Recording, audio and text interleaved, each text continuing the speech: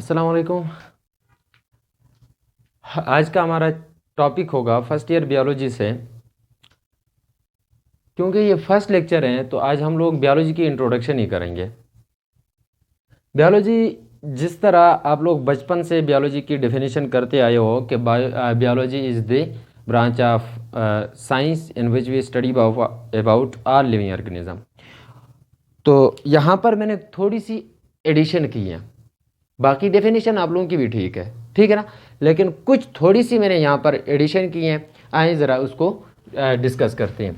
जैसे आप लोगों को पता है बायोलॉजी जो है वो है हमारे पास दो वर्ड्स का कम्बिनेशन, एक है बायो और दूसरा जो लफ्ज़ है वो है लोगस।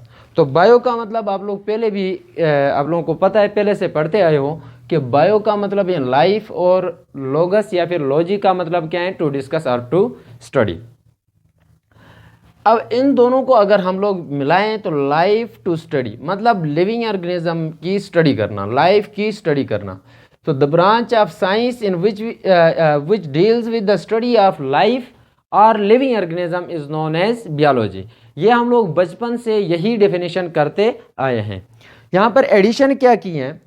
एडिशन ये की है कि भाई अगर हम लोग कहें कि द स्टडी ऑफ लाइफ और the study of living organism, तो इसमें हम लोग 9th की बायोलॉजी अगर उठा के देखें तो कुछ ब्रांचेस हैं।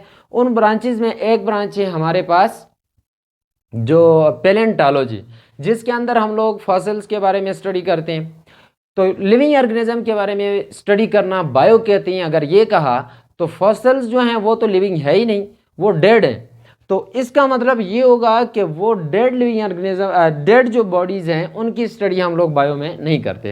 हालांकि पैलेंटोलॉजी बायो की खुद एक ब्रांच है, ठीक है ना। इसी तरह दूसरे भी इकोलॉजी की बात करें तो वहाँ पर भी बहुत सारे ऐसे फैक्टर्स हैं, ए बायोटिक फैक्टर और बायोटिक फैक्टर। वहाँ पे भी कुछ नॉन लिविंग ऑर्गेनिज्म के बारे में, नॉन लिविंग थिंग्स के बारे में हम लोग स्टडी कर रहे होते हैं। वो भी तो बायो है, बायो ही है, बायोलॉजी ही है, ठीक है ना। तो इसलिए यहाँ पर एडिशन की है the study of living organism और the study of life as well as all those relevant material which support to the study of life या फिर which support to the study of living organism. Living organism की जो study है उसमें हमारे साथ compromise करें, हमें कुछ सपोर्ट दें, तो ऐसे मटेरियल्स के बारे में भी हम लोग किस में स्टडी करेंगे, बायो के अंदर स्टडी करेंगे। ठीक, यहाँ पर वर्ड जो यूज हुआ लिविंग ऑर्गेनिज्म का, तो living organism are those organisms which having the basic structural and functional unit, जिनका स्ट्रक्चरल और फंक्शनल यूनिट दोनों क्या हो,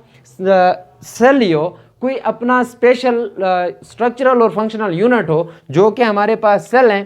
तो ऐसे ऑर्गेनिज्म का नाम क्या होगा, हमारे पास जो है वो ऑर्गेनिज्म क्या कहलाएंगे, लिविंग ऑर्गेनिज्म कहलाएंगे। अब जब लिविंग ऑर्गेनिज्म को हमने कहा कि ये सेल से बने हुए होते हैं, यानी उनका स्ट्रक्चरल यूनिट भी सेल होता है और फंक्शनल यूनिट भी सेल होता है। ठीक, तो यहाँ पर जो लफ्ज़ ऑर्गेनिज्म यूज हुआ वो क्या होंगे, organism are those matter which composed by cell और विच कंपोज्ड बाय सेल्स, जो कि या तो सेल से मिलके बने होंगे या फिर सेल से मिलके बने होंगे। अगर ये सेल से बने हैं तो यूनिसेलुलर, अगर ये सेल्स मतलब मैनी सेल से बने हैं तो ये मल्टी सेलुलर ऑर्गेनिज्म होंगे। अब मैटर क्या है भाई, यहां पे कहा that matter which are composed by cell are cells. तो मैटर क्या चीज है, मैटर को बचपन से डिफाइन करते आए हो, the those organism that thing which having mass and occupy space is called matter, यही कहते आए हो, ठीक है ना। या फिर इसको हम लोग शॉर्टकट इस तरह भी लिख सकते हैं, anything which physically exist is known as matter, उसको हम लोग मैटर का नाम देते हैं। बायो के अंदर अगर हम मैटर की बात करें तो बायो में हमारे पास दो तरह के मैटर हैं, एक मैटर है लिविंग मैटर, दूसरा जो मैटर है वो non living matter. Living matter वो मैटर होगा जिसका स्ट्रक्चरल और फंक्शनल यूनिट दोनों क्या हो, सेल हो, उनका स्ट्रक्चरल यूनिट भी सेल हो, उनका फंक्शनल यूनिट भी सेल हो। तो ऐसे मतलब मैटर को हम लोग कहेंगे लिविंग मैटर। जबकि नॉन लिविंग मैटर क्या होगा, नॉन लिविंग मैटर देखें इसकी क्लासिफिकेशन की है मैंने, सेल प्रेजेंट हैं और एक में सेल एब्सेंट है। दो क्लासिफिकेशन की हैं। सेल प्रेजेंट कौन से नॉन लिविंग मैटर में होगा? वो नॉन लिविंग मैटर जिसमें स्ट्रक्चरल यूनिट तो सेल हो लेकिन फंक्शनल यूनिट जो है वो सेल ना हो, उसको हम लोग कहते हैं नॉन लिविंग मैटर, जिसके अंदर सेल प्रेजेंट है। सेल तो प्रेजेंट है ना, इंसान या फिर कोई जानवर मर जाए तो उसके बाद उसका स्ट्रक्चर तो खत्म नहीं होता। सेल जो है वो स्ट्रक्चरल प्रॉपर्टी तो मेंटेन करता है लेकिन फंक्शन वाला जो उसकी फंक्शन वाली जो प्रॉपर्टी है वो मेंटेन नहीं करता। फंक्शन वाली प्रॉपर्टी लॉस हो जाएगी, इसलिए फंक्शनल यूनिट जो है वो सेल नहीं रहेगा, जबकि सिर्फ के सिर्फ हमारे पास स्ट्रक्चरल यूनिट जो है वो सेल रहेगा। इसलिए हम लोगों ने कहा कि सेल प्रेजेंट है लेकिन ये फिर भी नॉन लिविंग है, इसका मतलब डेड है। Clear? Cell absent, cell absent है मतलब टोटली सेल एब्सेंट है भाई। सेल अगर एब्सेंट है तो सेल है ही नहीं। सेल नहीं है किस में नहीं है? स्टोन वगैरह नहीं है, ठीक है ना। वहाँ पे सेल लिविंग सेल जो हम लोग बायो में डिफाइन कर रहे होते हैं वो स्टोन, फिर रॉक्स, फिर इस तरह के जो बेजान चीज़ें हैं उनमें सेल नहीं होता। क्लियर?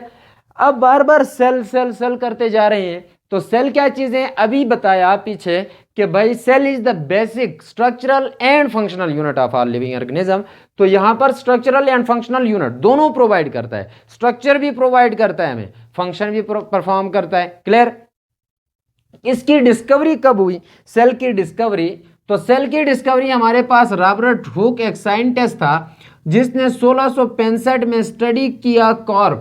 कॉर्क की स्टडी कर रहा था तो उसने उस वक्त जो है इस रॉबर्ट हुक ने क्या किया था? सेल को डिस्कवर किया था। अब यहां पर जो रॉबर्ट हुक है वो कोई सेल बायोलॉजिस्ट नहीं था। ये रॉबर्ट हुक जो था माइक्रोपेस्ट था, अपने माइक्रोस्कोप की स्टडी कर रहा था, उसे चेक कर रहा था कि भाई ये ठीक है या फिर नहीं है। नया एक माइक्रोस्कोप बनाया था, उसे चेक करने के मकसद में उसने क्या किया? एक कॉर्क लिया प्लांट से, उस कॉर्क की स्टडी की।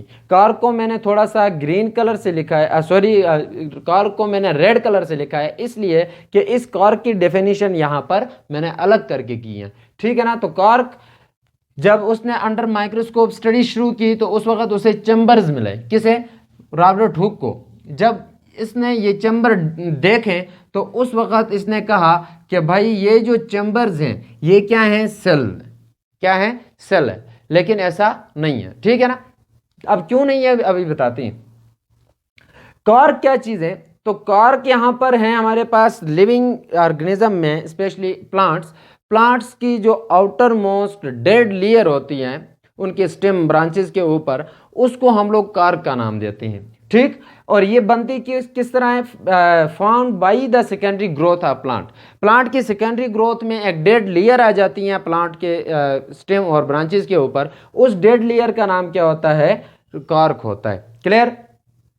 एक और पॉइंट अपने माइंड में रखें, यहां पर जो माइक्रोस्कोप है ये कंपाउंड माइक्रोस्कोप था। कंपाउंड माइक्रोस्कोप के जरिए ये स्टडी कर रहा था तो उस वक्त इसे ये कॉर्क में जो चैम्बर्स थे वो नजर आए, चैम्बर नजर आए। अब ये उसने कहा था कि ये चैम्बर है, रॉबर्ट हुक ने कहा ये चैम्बर है, ठीक।